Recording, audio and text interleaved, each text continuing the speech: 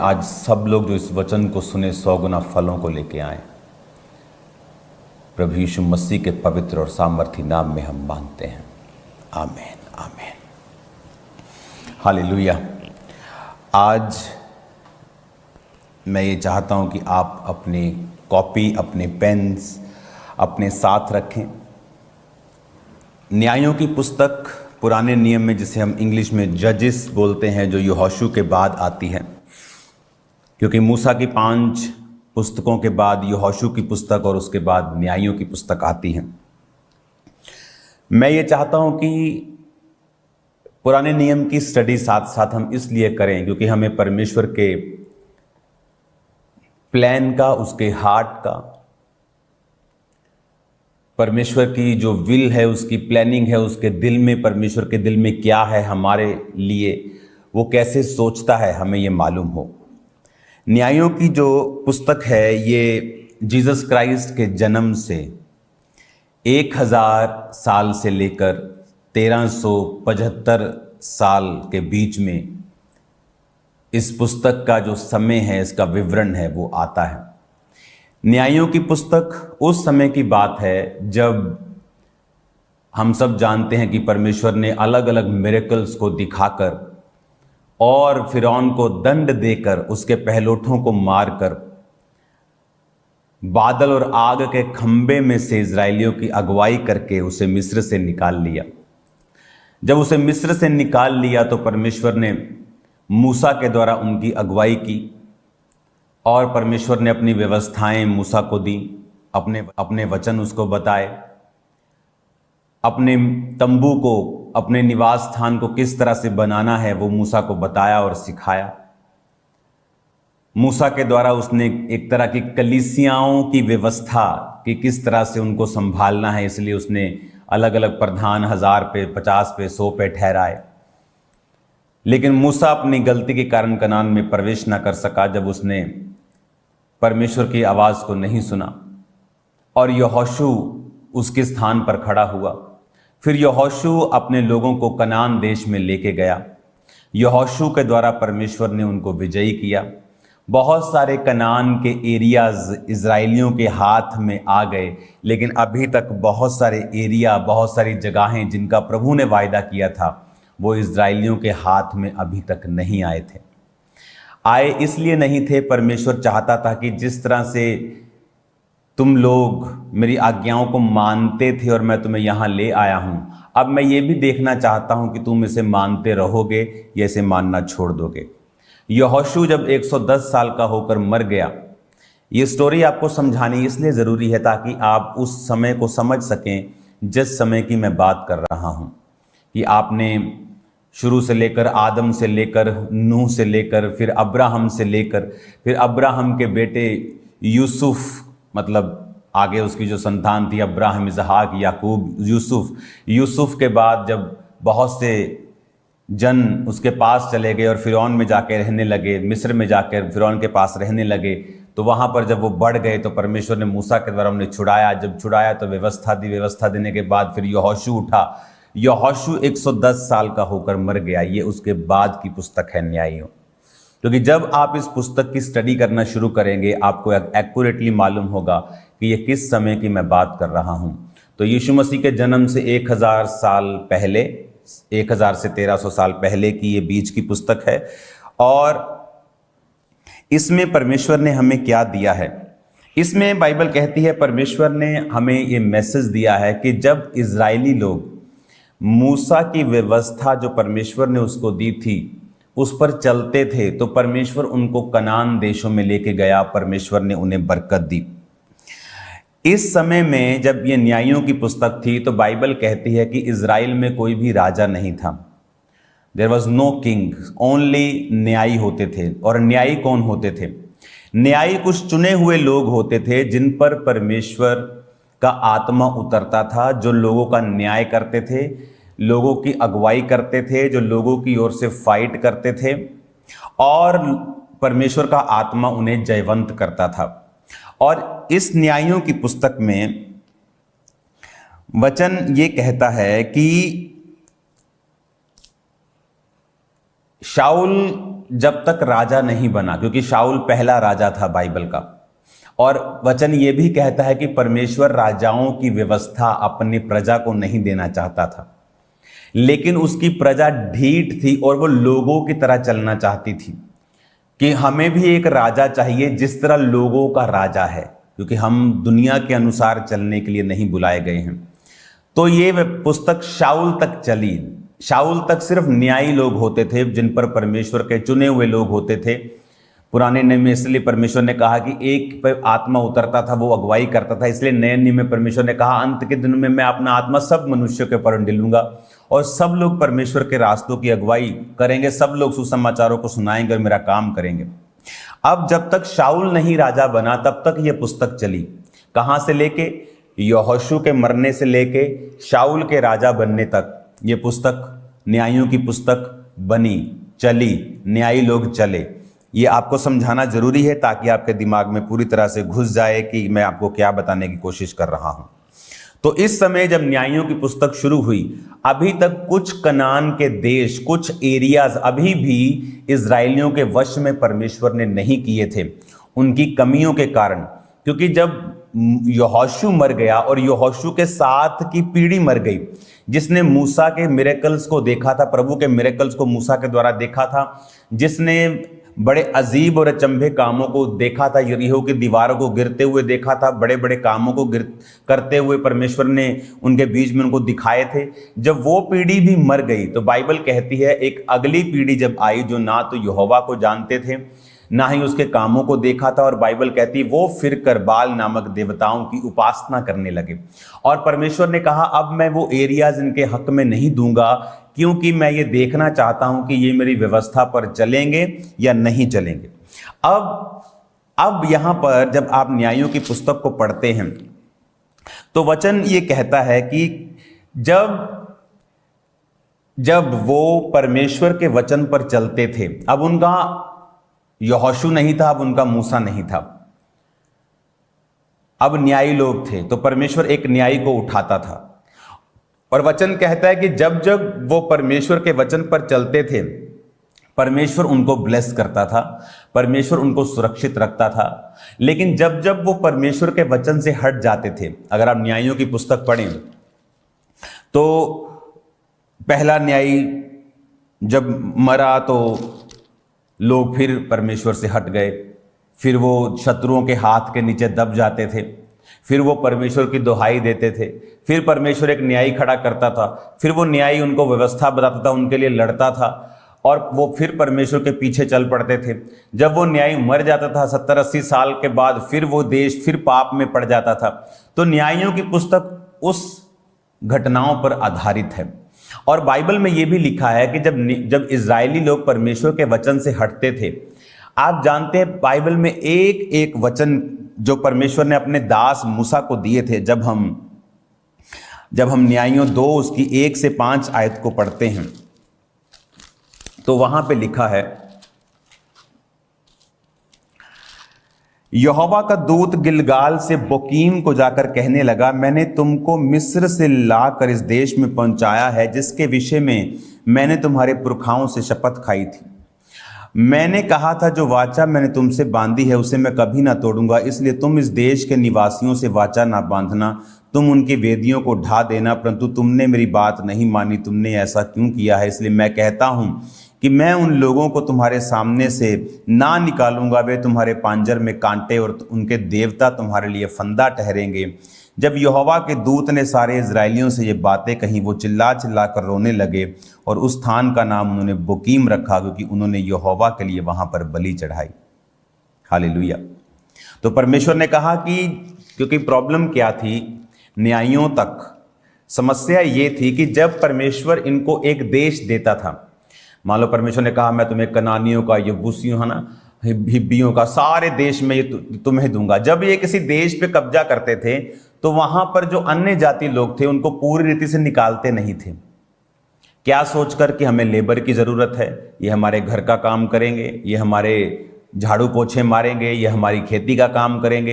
इस बहाने से वो उनको रखते जाते थे और परमेश्वर उनसे निराश था, क्योंकि बाइबल कहती है, परमेश्वर ने कहा था कि जब मैं वो देश तुम्हारे हक में करूंगा तो तुम उनको पूरी रीति से निकाल देना, क्योंकि अगर तुम उनको नहीं निकालोगे, वो तुम्हारे बीच में बसे रहेंगे, तो तुम उनके देवताओं की उपासना करने लगोगे और वो फिर तुम्हारे लिए फंदा बन जाएंगे। लेकिन जब इंसान परमेश्वर से भी ज्यादा समझदार बनने की कोशिश करता है, जब उसे ये लगता है कि ठीक है लेकिन मुझे ज़्यादा अकल है, मुझे ज़्यादा समझ है, इसलिए परमेश्वर ने कहा जो बकरियां होंगी, बकरियों को चरवाहों की ज़रूरत नहीं होती। आज बहुत सारे लोग हैं जो बकरियों की तरह हैं, उन्हें किसी पास्टर की ज़रूरत नहीं, वो बोलते सिर्फ बाइबल पढ़ो, हमें किसी चर्च की ज़रूरत नहीं, सिर्फ बाइबल पढ़ो। लेकिन वचन ये कहता है कि एक भेड़ को चरवाहे की ज़रूरत होती है। एक व्यक्ति को, वो किसी भी चर्च में हो, जीवित चर्च में, उस लोकल चर्च का वो मेंबर होना चाहिए, उस जगह पर वो सुसमाचार की सेवा में होना चाहिए। लेकिन भेड़ को धुंधला दिखता है, वो ज्यादा दूर नहीं देख सकती, इसलिए उसको चरवाहे की जरूरत है। बकरियों को किसी चरवाहे की जरूरत नहीं, वो तेज है, वो तेज तरार है, वो पेड़ों पे चढ़ जाती, पत्ते खाती।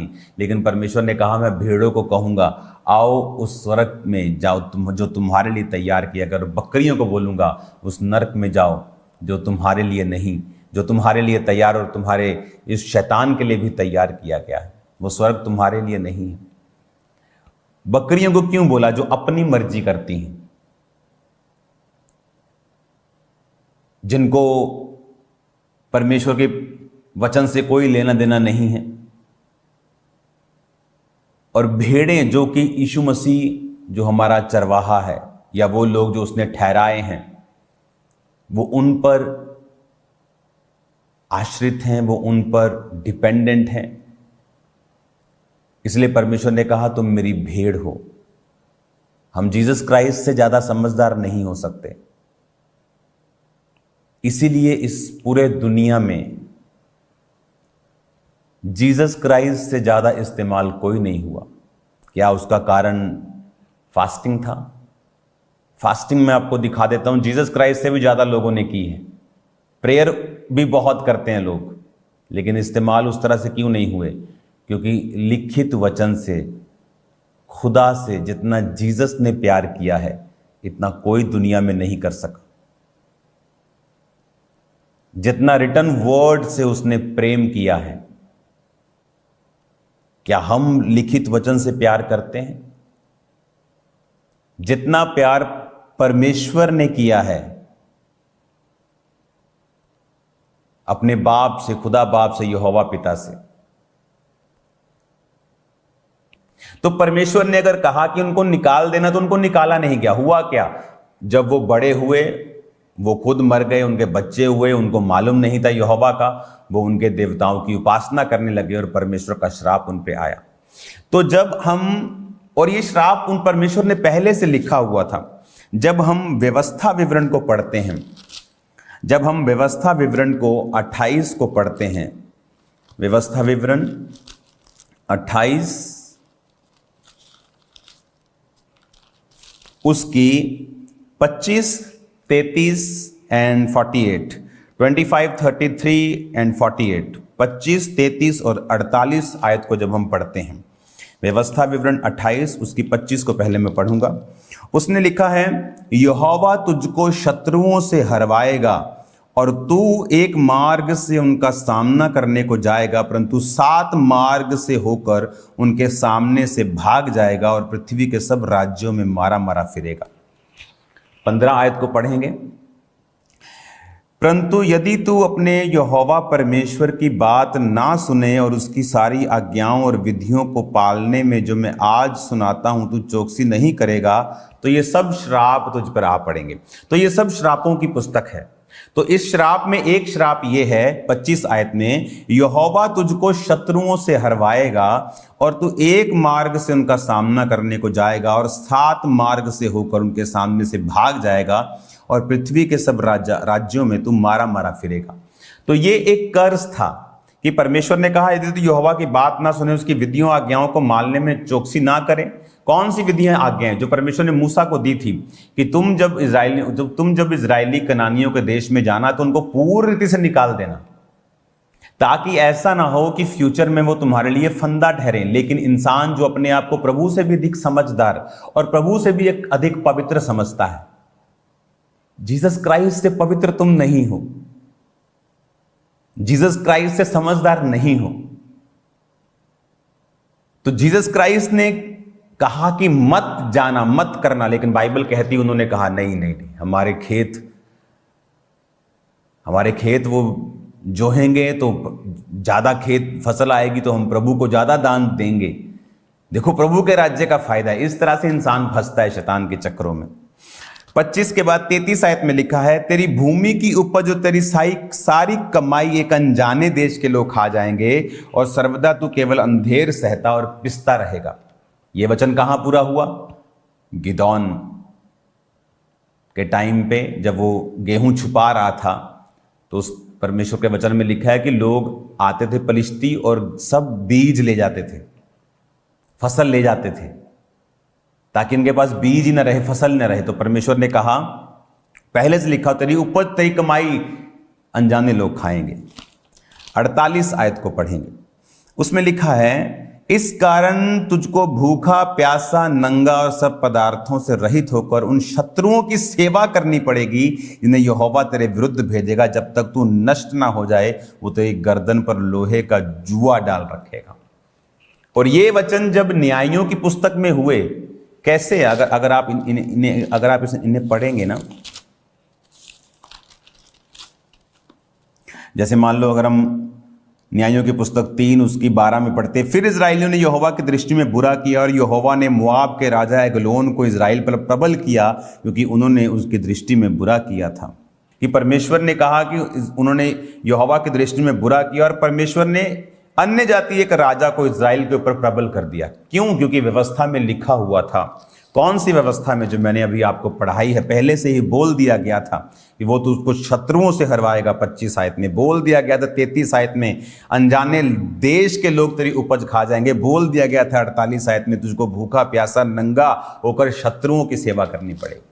और जब कोई न्याय उठता था, वचन बताता था कि बच्चों ये लिखा है वचन में, राइट वचन ये है, सही वचन ये है, और वो तौबा करते थे प्रभु से, फिर से प्रभु की ओर मुड़ते थे। न्याय फिर उनकी अगुवाई करता था, परमेश्वर फिर उनके साथ रहता था। क्योंकि परमेश्वर को जिताने के लिए फिजिकल ताकत की जरूरत नहीं है, उसे किसी फिजिकल सपोर्ट की जरूरत नहीं है। अगर आप वचन पे सही हैं, आप खड़े हैं, आप जीतेंगे अपने आप। तो इस तरह से आज हम इस पुस्तक को समझते हैं कि आपने इसे समझा, आपने इसे जाना, किस तरह से परमेश्वर अपने वचन को पूरा करता आया है। हालेलुया। आज एनिमी हमारे बाहर नहीं है। परमेश्वर के राज्य में अगर आप स्पिरिचुअल लोग हैं, आपका कोई एनिमी, कोई पास्टर, कोई सेवकाई, कोई इंसान, कोई आपके खिलाफ बोलने वाला, कोई बंदा आपका दुश्मन नहीं है। आपका दुश्मन आपके सेल्फ, आपके खुद के गुनाह, पाप और वचन के ऊपर ना चलना, ये आपके दुश्मन है। क्योंकि वचन के ऊपर ना चलने से जब परमेश्वर की ग्रेस खत्म हो जाती है, देखो वचन में क्या लिखा हुआ, फिर से पढ़ेंगे उसको, उसके बाद हम आखिरी प्रेयर में चलेंगे। यहां पर एक वचन मैंने पढ़ा कि परमेश्वर कहता तू अत्यंत घबराएगा। अगर आप इस वचन को पढ़ेंगे तो परमेश्वर ने कहा घबराहट रहेगी तुम लोगों में, अत्यंत घबराहट। जिस काम में तू हाथ लगाएगा यहोवा तुझको श्राप देता रहेगा और भय तुर करता रहेगा। भय तेरे अंदर रहेगा। आज अगर आप डिप्रेस्ड लोगों को देखेंगे, अजीब सा भय है उनके अंदर, अजीब सी बेचैनी है लोगों के अंदर। उसका रीजन यह है कि जब वचन को ब्रेक किया जाता है तो बेचैनी लाइफ में एंटर करती है। हालेलुया। अपने हाथों को उठाओ। Thank you Jesus. आपको ये बात हमेशा वचन से याद रखनी है। परमेश्वर ने अब्राहम को कहा था, जो कोई तुझको कोसे मैं उसको श्राप दूंगा। इसीलिए आपको अपने दुश्मनों को कभी कोसने की जरूरत नहीं, क्योंकि परमेश्वर का वायदा है अब्राहम की जनरेशन से, जो आप और मैं हैं, कि जब कोई तुझको कोसे मैं उसे श्राप दूंगा। जब हम वर्ड के ऊपर रहेंगे, वचन के ऊपर रहेंगे, हम कभी भी हारेंगे नहीं। अगर हम वचन से बाहर रहेंगे तो एक तिनका भी तुम्हें गिरा देगा, और अगर हम वचन के अंदर रहेंगे पहाड़ भी तुम्हारे सामने बोना और कच्चा नजर आएगा। मैं आपको बता रहा हूं, ये मेरी लाइफ के एक्सपीरियंस है। अपने इनसाइड पे काम करें, अपने अंदर काम करें, बाहर काम करने की कोशिश मत करें। अंदर सुधार करें, बाहर अपने आप सुधार हो जाएगा। हालेलुया। अपनी आंखों को बंद करो, अपने हाथों को उठाओ। एक साल्वेशन प्रेयर मैं आपके साथ करना चाहता हूं। जितने पहली बार इस वचन को सुन रहे हैं, मैं आपको यही बताना चाहता हूं कि प्रभु यीशु मसीह किसी धर्म या जात को बदलने के लिए नहीं आए, वो जीवन को बदलने के लिए आए हैं। अगर आप पहली बार इस वचन को सुन रहे हैं और आप चाहते हैं कि प्रभु यीशु मसीह आपकी लाइफ में काम करें, तो अपने हाथों को उठाकर मेरे साथ एक प्रार्थना करें। प्रभु यीशु मसीह, मैं पापी हूँ, मुझे माफ़ करें, अपने लहू से धोकर साफ करें, मुझे अपनी संतान बनाएं, मेरे जीवन में आए, प्रभु यीशु मसीह के नाम में, आमीन आमीन। अपने हाथों को उठाएं सब जन। खुदा बाप, तेरा पवित्र आत्मा एक एक जन को छुए, तेरा पवित्र आत्मा एक एक जन को हील करे, तेरा पवित्र आत्मा एक एक जन को डिलीवर करे, तेरा पाक रूह अजीब और अचंभी रीति के साथ इनकी जिंदगियों में कार्य करे। प्रभु इन्हें आशीषित कर, इनको बढ़ा खुदावंद, वचन की गहराई इन पर जाहिर कर। प्रभु यीशु मसीह के पवित्र नाम में हम मांगते हैं, आमीन आमीन। Thank you Lord. God bless you all. जिस तरह आपने परमेश्वर के गहरे भेदों को सुना, तो अब तैयार हो जाएं 4 बजे बी फ्रूटफुल प्रोग्राम के लिए, जो परमेश्वर की दासी के द्वारा लाइव किया जाएगा और आप उनके द्वारा परमेश्वर के गहरे भेदों को इस टीचिंग में सुनेंगे। तो ये टाइम है बोने का, तो अपनी ऑफरिंग, अपने टाइथ, अपनी सीड को निकालें परमेश्वर के कामों के लिए। आप ऑनलाइन तरीके से, जैसे कि जीपे, गूगल पे, उसके QR कोड को स्कैन करें अपने मोबाइल फोन के जरिए, तो इजीली अपनी ऑफरिंग को आप ऑनलाइन तरीके से भेज सकते हैं। ICICI बैंक, HDFC बैंक, इनके भी QR कोड को स्कैन करके आप अपनी ऑफरिंग को भेजते जाएं। और आप बैंक अकाउंट्स के जरिए, जैसे कि ICICI बैंक, HDFC बैंक, इनकी डिटेल को अपनी टीवी स्क्रीन से नोट कर सकते हैं। तो इसके जरिए आप पूरे भारत से, पूरे इंडिया से आप बैंक अकाउंट्स के जरिए अपनी ऑफरिंग को RTGS करके, नेफ्ट करके, IMPS के जरिए चर्च के अकाउंट्स में भेज सकते हैं। और आप पार्टनरशिप्स को जरूर लें, जैसे कि TV ministry, evangelism partnership, mighty event partnership, ताकि आपका बोया गया बीज परमेश्वर के कामों में इस्तेमाल किया जाए। और जो लोग इस समय फॉरेन से, विदेश से आप इस टीचिंग को सुन रहे हैं, आपने भी अपनी ऑफरिंग को परमेश्वर के कामों के लिए भेजते जाना है। जो 3 नंबर्स आपकी टीवी स्क्रीन के ऊपर दिखाए गए, इनके ऊपर कॉल करें, व्हाट्सएप करें। आप जब इनके ऊपर कॉल करेंगे तो आपको टीम के द्वारा प्रॉपर जानकारी दी जाएगी कि कैसे आपने फॉरेन से, विदेश से अपनी ऑफरिंग को आपने चर्च में भेजना है।